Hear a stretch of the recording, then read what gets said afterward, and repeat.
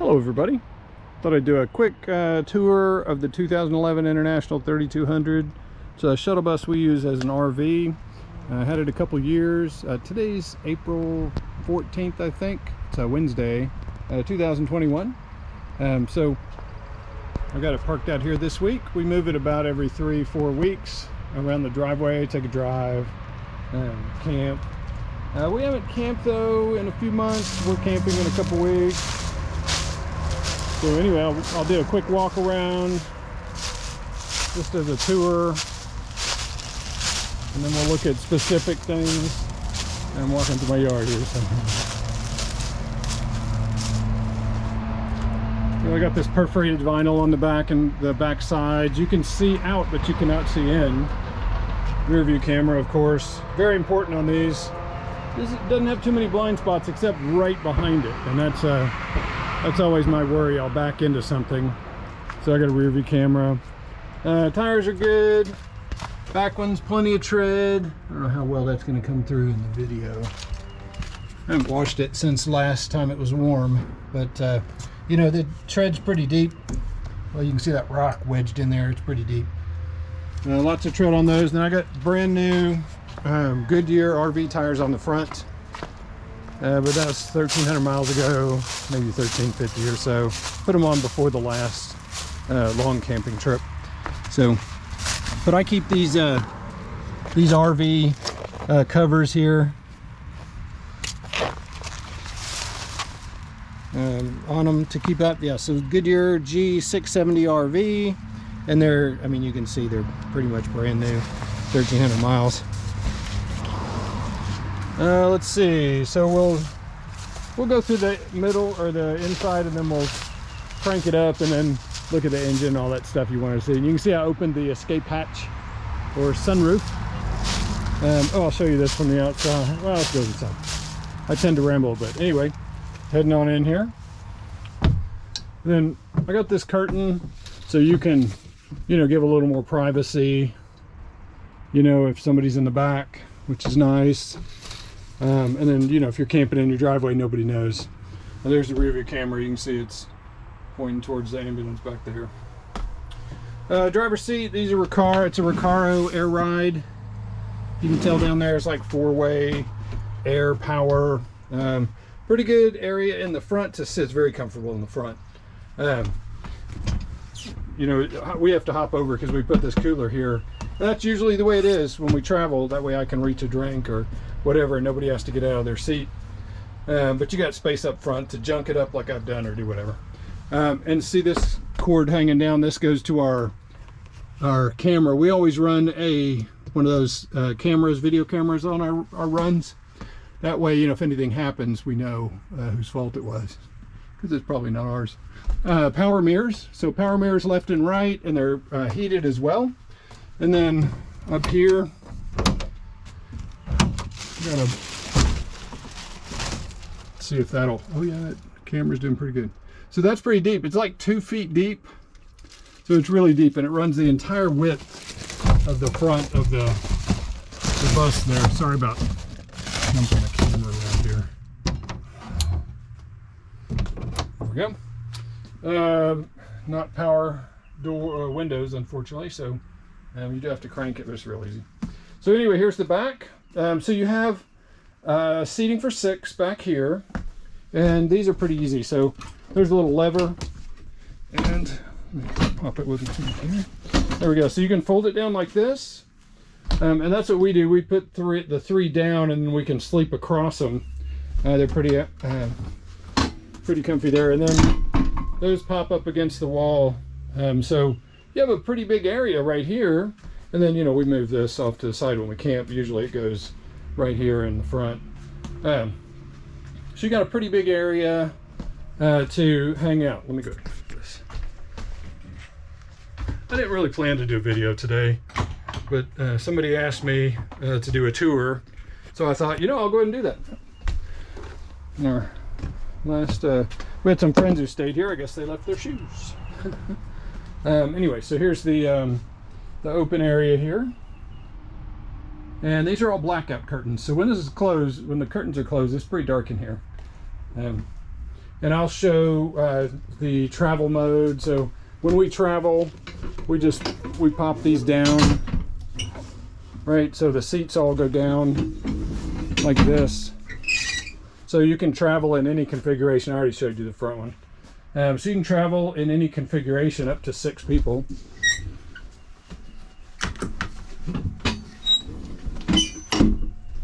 And they're pretty easy to stow away when you get there. And then you have all this area, so you know, you could have like a dinette or something. We don't have a dinette. And then in the back we have 2 work areas. I made it the same on the right and the left. So during the day, the idea is it's a work area, and that's what we use it for. And you have a couch you can hang out, and a couple night tables there. And then there's a trunk in the back. I'll show you that when we're on the outside. And we have a fan. A fan usually is what we run. Unless it's like 100 degrees or 90 degrees, then we have a 2-hose winter portable unit, and we'll run that when we're at campgrounds. The heater does pretty good. It was 20 degrees in our driveway. That kept the whole bus like 60 most of the time. You have to leave it on to keep it that warm though. Let's see. Oh, so I will show you this in a minute. So these are made the same. I've got these wood planks, and they go right in here for sleeping. So those go in, and then you put your mattresses right on top. The couch pulls out, and I'll show that at the end of the video, because that'll take me a few minutes to put it together. It takes like 5 minutes, up to 10 if you're just taking your time to get ready for sleep mode. This is our bathroom area. So, you can't be shy. But I guess you could put a curtain around it. We don't worry about it. Usually, to be brutally honest, we are only number 1 in the bus. And then at campgrounds, we usually use the facilities of the campground. So that's rarely used. Kids in the middle of the night will do it. And we sleep 5 in here, so it makes it pretty easy. Got the escape hatch or sunroof.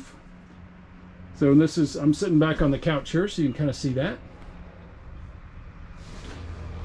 Let's see, the kitchen area. So we do have like a power center, RV power center that it's not wired. You'd have to wire it so that it'll come in via shore power. Pretty easy to wire, just haven't done it. And then once that's wired, it always charges your batteries when you're plugged in, and then automatically switches shore power to battery power.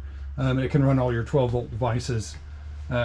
It's always running through that to run your batteries, to charge your batteries, but you get a certain amperage. I think it's 30 amps of DC power or 40 amps of DC power, and it charges your batteries, so works out pretty good. Here's our charger. We usually have, when we're plugged into the house, which we're usually plugged in, then that's always topping off the bus batteries. The sink is not plumbed. It's set up. It's a big utility sink. I mean, I think you can tell right there really how big it is. So, I mean, it's big, but I made 2 sides. Let me pull this out here.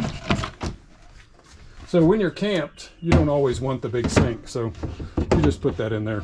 And that goes in. So you can do both sides like that. There's 2 sides, obviously, and then you have more of a work area.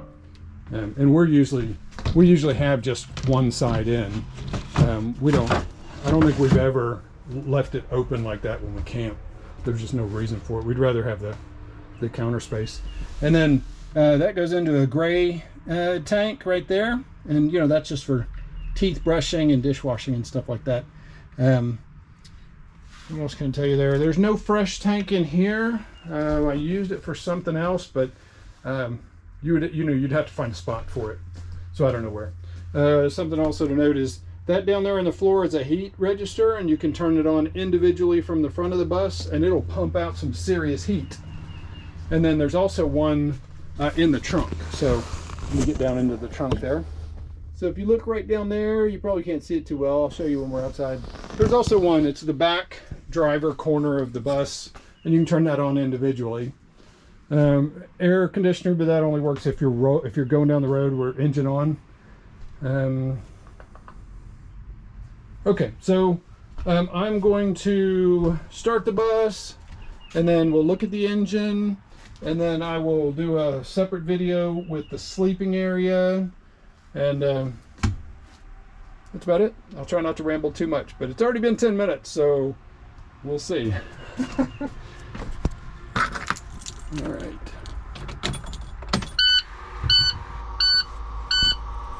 It's a real comfy seat too. So this Recaro, you know, with all the air suspension, you're comfortable going down the road. So while this is starting up here, you got whoops, sorry, I leaned on the horn. That's awesome. You got your transmission temperature, water temperature, oil temp right there, speedometer, or RPMs and speedometer, of course. Voltmeter, fuel, and air. So we got almost 30 psi in the air tank.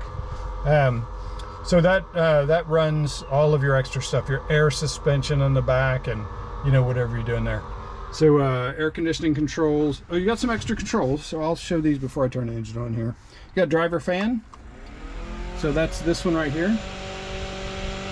You got 2 speeds. You got a slow speed and a fast speed, so you can do whichever one. Strobe light, that's on the top of the bus.